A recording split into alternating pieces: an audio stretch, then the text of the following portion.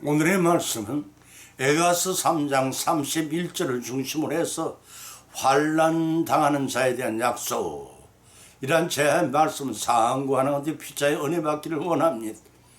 동방의 의인 욥처럼 온전히 고난을 당하거나 사도 바울처럼 의로운 복음 전파 사역을 담당하다가 고통을 당하는 자에 대한 하나님의 약속은 확실히 이행이 됩니다. 믿음의 조상 아브라함과 이삭의 야곱의 3대에 걸쳐 언약하신 약속을 이루신 것처럼 구약에서 누차 예언된 바 있는 성육신 성자 예수 그리스도를 초림케 하신 것처럼 재림 주님을 통해 반드시 그 구원의 약속은 성취하실 것입니다. 선교사 폴 칼슨이 콩고에 가서 다른 사람을 구하려다가 순교당한 것도 짐 엘리엇이 4명의 친구들과 에콰도르의 오카 인디안에게 복음을 전하다가 살해된 것도 주님의 약속을 믿었기 때문이었습니다. 또 데이비드 리빙스톤이 선교사는 아프리카에서 16년간을 험한 세월을 보냈고 고향 스코틀랜드로 돌아왔을 때 27번의 열병을 앓은 결과로 그의 몸은 매우 쇠약해 돌아왔습니다. 그뿐 아니었습니다. 한쪽 팔은 사자에 물려 무기력하게 달려 있었습니다. 그러나 그런 글래스고 대학 학생들에게 보고를 겸한 기국 강연에서 힘들고 고독한 선교 생활 중에서 나를 지탱해 주는 단 하나였음을 강조를 했습니다. 그것은 볼지어다 세상 끝날까지 너희와 항상 함께 있으리라는 마태복음 28장 20절에 예수님이 약속하신 말씀이었다고 하였습니다. 그 말씀 리빙스턴에게 뿐만 아니라 이 말씀을 믿는 오늘날의 모든 성도들에게 주신 말씀이기도 합니다. 사랑하는 성도 여러분, 여러분의 이 말씀을 믿고 리빙스턴처럼 순종한 삶을 살아가고 계시는지요? 죄악 세상에서는 믿음의 걸림돌이 많습니다. 파도가 말없는 무틀 잠시도 가만두지 않고 찰싹거리며 때리듯이 죄악의 파도가 시도 때도 없이 우리는 성도를 상기롭고 밀려옵니다. 이런 환난을 당하는 성도들에게 대한 하나님의 약속 3가지를 살펴보면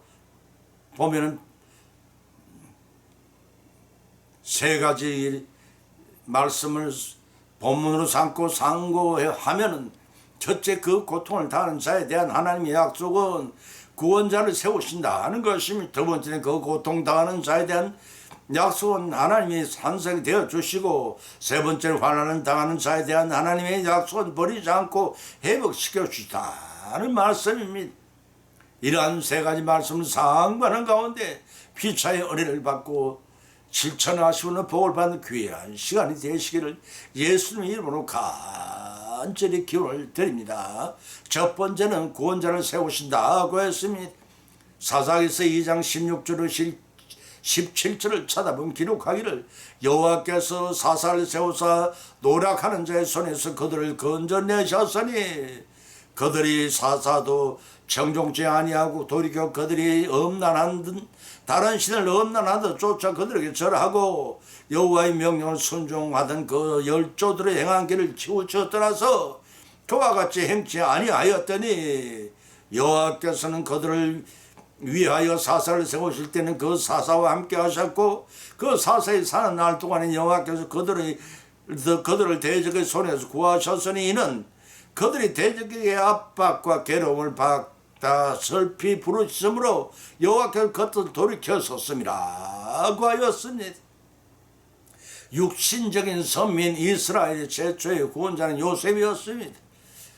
7년 대형론을 피해 애굽에 정착한 애굽의 시족을 궁지에 구원하였으나 400년 애굽 정착 생활을 통해 애굽의 지위에 왕조가 바뀌어져 이스라엘 백성의 번창 속대 위협을 느낀 애굽의 바로는 그들을 학대하고 핍박을 가했습니다. 이에 이스라엘 민족들이 부르짖자 하나님은 노예 생활에 벗어날 것과 적과 꿀이 흐르는 가나안 땅에 정착하여 살도록 모세를 지도자라 보내주었습니다. 하나님의 눈동자같이 서민 이스라엘 보살피시며 불꽃 같은 눈으로 그들을 지켜주었습니다. 이스라엘의 인도자 모세와 여호수아가 나이 늙어 졸함에 그들의 지도자가 없던 시절 사사 시대에는 이스라엘이 부르실 때마다 특별히 사사를 세워 그들을 구원하셨습니다. 사무엘을 비롯한 사사, 히브리어 조페템이란 선비사, 서성사, 지배자, 구원자라는 의미를 지니고 있는 해방시키는 뜻을 지니고 있습니다. 이 사사 시대는 여호수아 죽고 하나님의 구원을 모르는 세대가 하나님의 율법을 더 외시하고 각자가 그 속에 오른 대로 살았던 시절이라고 사사기 21장 25절에 밝혀놓고 있습니다. 이러한 사사는 이스라엘 백성들이 7차례나 죄에 빠졌다가 구원을 얻는 과정 가운데 하나님이 주신 율법을 무시하면 결국 부패와 외부의 침략이라는 결과밖에 없다는 교훈을 우리에게 보여줍니다. 장장 4세기에 걸쳐 부르시면 구해주고 구해주면 또 범죄하는 되풀이하는 사건들을 통해 하나님께서는 그때마다 구원자를 세워 여호와를 온전히 섬기는 백성으로 회복시켜 주시곤 했습니다. 사사로 세움을 받은 자들은 백성들을 먼저 구해낸 다음 그들을 다스리고 공의를 실현시키는 일을 했던 것입니다. 이와 같이 사사 시대는 사무엘 선지자 36년간의 7의 기간을 합쳐서 BC 약 365년간을 통치했다고 전해집니다. 본문에 나타난 사사는 각기 구원자여 통치자이기도 했습니다. 다시 말해서 영적 정치적 구원자였습니다. 이들 사사는 예수 그리스도의 구주와 왕의 역할을 예시해 주고 있었습니다. 이 사상의 기간에 이스라엘을 통치한 17명의 사사 중에서 어떤 이는 우니엘과 기도 같은 용사요, 엘리와 같은 제사장이요, 사무엘과 같은 선지자로서 이들 모두의 사역을 합쳐서 선지자요, 제사장요, 왕이신 예수 그리스도의 세 가지 직분을 나타내기도 했습니다. 우리는 각기 양 같아서 그릇된 자기 길을 가는 어리석은 양떼와 같았습니다. 이 길 잃은 양떼를 구원하시기 위해 예수님은 우리의 죄를 대신 지시고 성부 하나님의 인류 구원 계획을 자원하여 성취하시려고 성육신하셔서 이 땅에 내려와 십자가를 친히 지셨습니다. 그 길은 주님께서 고난 길이셨지만 우리에게 영생의 길을 열어주신 복된 길입니다. 그 길을 가십시다. 힘들고 어려울지라도 인내로 찬송하며 성령이 다 같이 이 길을 가십시다. 그래야 우리 모두는 우리의 구주 예수님을 세워주신 그래야 우리 모두는 우리의 구주로 세워주신 예수 그리스도의 은혜에 잘하였다. 착고가 충성된 종아 라고 칭찬을 받는 삶을 살아나가시기를 간절히 견을 드립니다. 마태복음 25장 21절 34절의 말씀입니다. 그러므로 우리 모든 성도들은 그의 합당한 상급을 받고 누리시는 저의 성난 믿음 생활이 되시기를 예수님으로 간절히 축원을 드립니다. 두 번째는 산성이 되어 주신다고 했습니다. 시편 9편 9절로 10절을 찾아보면 기록하기를 여호와는 압제를 당하는 자의 산성이시오 순한 환난 때 산성이시로다. 여호와여 주의 이름을 잘 아는 자는 주를 의지하리오니 이는 주를 찾는 자들을 버리지 아니하십니다 라고 하셨습니다. 어린 시절 많은 남매들이 사는 가정은 남매 사이에 싸우는 일이 다반사였습니다. 힘이 약한 동생들에게 어머니의 시와폭이 거의 산성이었습니다. 힘이 약한 동생들에겐 어머니의 치와 폭이 거의 산성이었습니다. 그러나 주님을 영접한 우리에게는 여호와 하나님이 우리의 산성이 되십니다. 본문의 말씀 불의에 의해 곧 환난을 받으면서도 오늘날의 우리 성도들의 기쁨으로 하나님 앞에 나아가서 감사를 드리면서 찬양할 수 있는 이유가 무엇인가를 생각나게 합니다. 뿐만 아니라 압제하는 자를 담담히 바라보며 하나님께 확신 가운데 구원을 강구할 수 있는 근거는 무엇인지를 돌이켜보게 됩니다. 이에 대해 오늘이나 영원토록 공의로 세계를 심판하시며 압제당하는 자와 가난한 자와 보호자와 변호자가 되시고 우리의 산성이 되시는 하나님이 계시기 때문에 인내할 수가 있는 것입니다. 하나님의 환난 받는 자의 소망을 꺾지 아니하시며 그들의 기도를 결코 외면치 아니하시는 하나님이 곁에 계시기에 악인들이 눈앞에서 광포를 일삼는 상황 속에서도 성도들은 우리의 산성 되신 하나님이 주시는 성리를 확신하며 찬양을 드릴 수가 있는 것입니다. 이때 하나님의 성소에 대해 성도들이 마땅히 취할 자세는 하나님의 이름을 바로 알아야 하고 하나님의 이름을 전적으로 의지해야 하며 하나님의 이름을 온전히 찬양해야 합니다. 하나님은 유일무이하신 환난 때의 우리의 산성이기 때문입니다. 본문 9절에서도 기록하기를 영원한 환난 때의 산성이시라고 밝혀주고 있습니다. 여기서 산성이라는 외적의 진을 방해하기 위해 높은 산 위에 구축한 요새를 가리킵니다. 따라서 여호와께서는 압제하는 자의 산성과 환난 날의 산성으로 비유된 것은 하나님이 위기상황에 처해 있는 자기 백성을 안전하게 보호해 주시는 분이심을 의미합니다.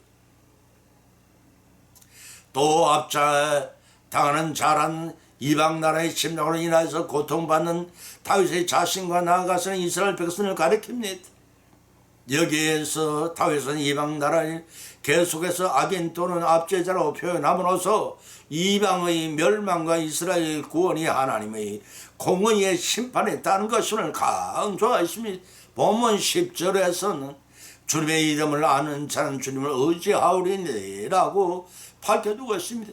히브리인들의 사고방식 속에는 그 이름으로 대변되는 존재의 전인격을 나타낸 것이 각 사람의 이름입니다.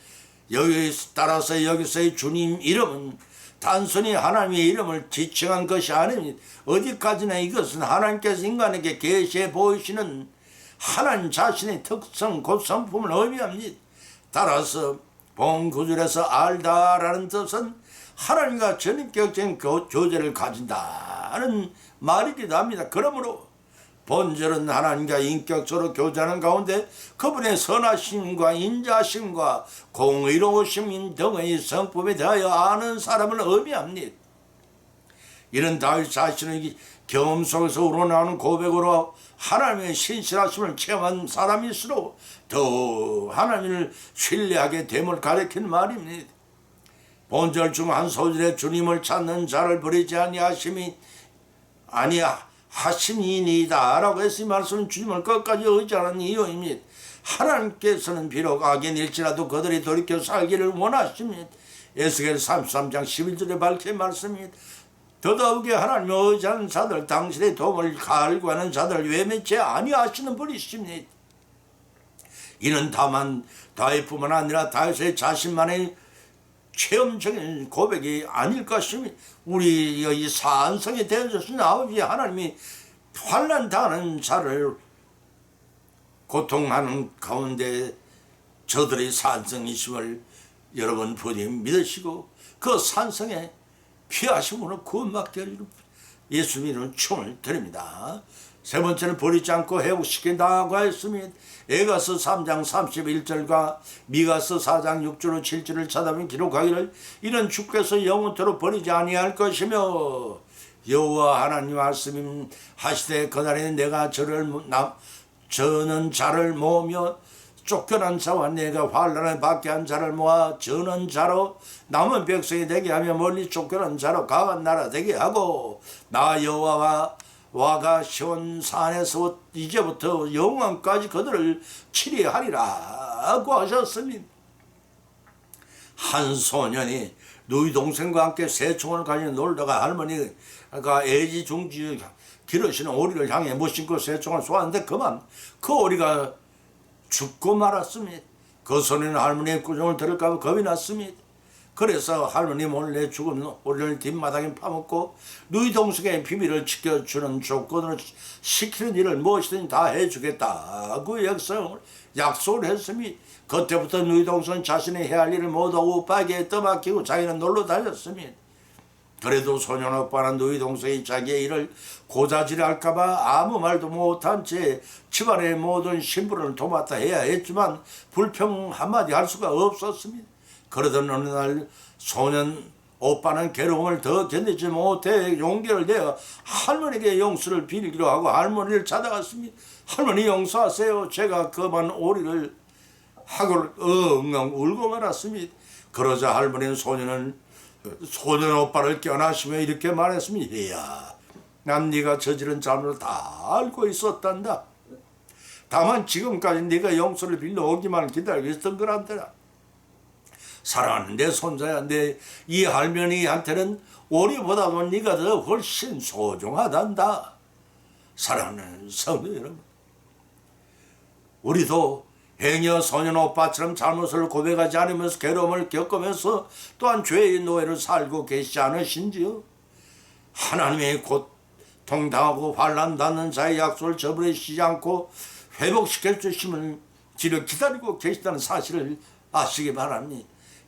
시편 94편 9절의 말씀이 이기를 하시기를 귀를 쥐으신 자가 듣지 아니하시랴 눈을 만드신 자가 보지 아니하시라고 하셨으니 지금도 우리가 저지른 잘못을 손바닥을 들여다보고 계십니다.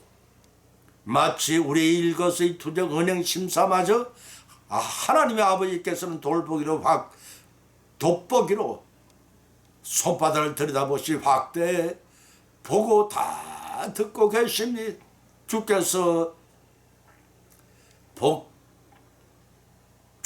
나와 자복하고 회개하여 죄 사함 받기를 원하고 계십니다. 다른 본문 미가서 4장 6절에서는 그날에 내가 저는 자를 모으리라 하고 하였습니다. 여기서 그날이란 메시아가 택한 백성의 구원을 베푸는 나라를 가리킵니다. 또 내가 저는 자를 모으리라는 뜻은 하나님의 우상 사이를 오락가락하면서 기웃거리는 자들을 가리키는 영적인 전론발이의 언어적인 표현입니다.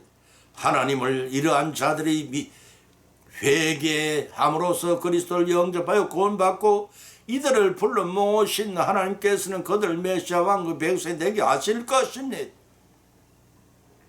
이렇게 저는 자들을 불러 하나님 나라의 백성을 삼으신 이유는 고린도전서 1장 20절에서 기록하기를 하나님께서 세상에 밀어난 자들을 택하사 지혜 있는 자들을 부끄럽게 하시고 세상에 약한 것들을 택하사 강한 것들을 부끄럽게 하신다고 밝혀놓고 있습니다. 이러한 하나님의 경륜과 함께 하시는 교회는 어떤 절망적인 상황 가운데서도 소망을 잃지 말아야 할 것을 가르쳐주고 있습니다.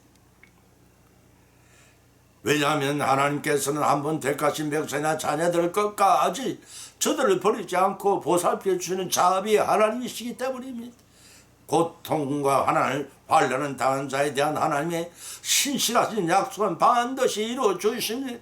하나님의 이 약속을 하심을 믿고 의지함으로써 인도와 보살펴주는 피의 은혜를 통해 영생을 얻고 누리시는 저와 여러분의 성령의 믿음 생활이 되시기를 예수님의 이름으로 간절히 축원을 드립니다.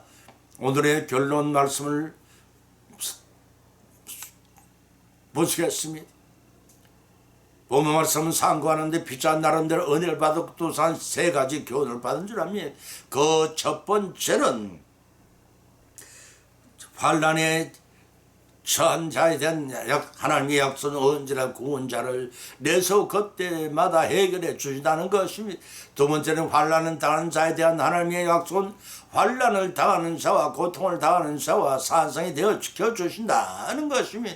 세 번째는 환난을 당하는 자의 산성이 되어 당하는 자에 대한 하나님의 약속은 반드시 고통과 환난에서 버리지 않고 회복시킨다는 것입니다. 이러한 교훈을 받은 것으로 걷지 말고 우리 신생활 가운데서 실천하고 적용하심으로써 예비하신 하나님의 복을 모두 받고 누리시는 저와 여러분이 되시기를 예수님의 이름으로 간절히 축원을 드립니다. 찬송가 304장을 올리겠습니다.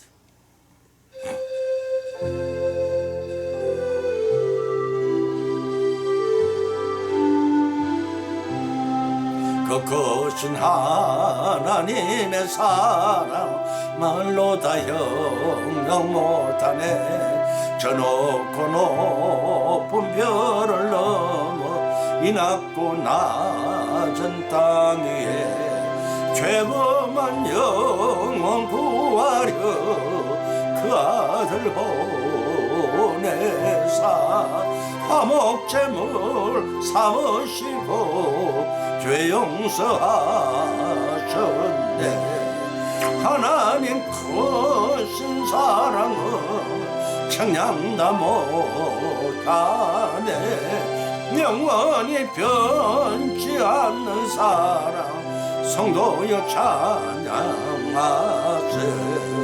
괴로운 시절 지나가고 땅 위에 영화쇠할 때 주 믿지 않는 영혼들은 큰 소리 외치고 주님 믿는 성도들에게 큰 사랑 베푸사 우리의 죄 사했으니 건에 있을까.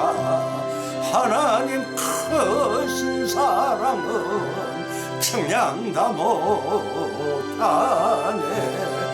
영원히 변치 않는 사랑 성도여 찬양하세.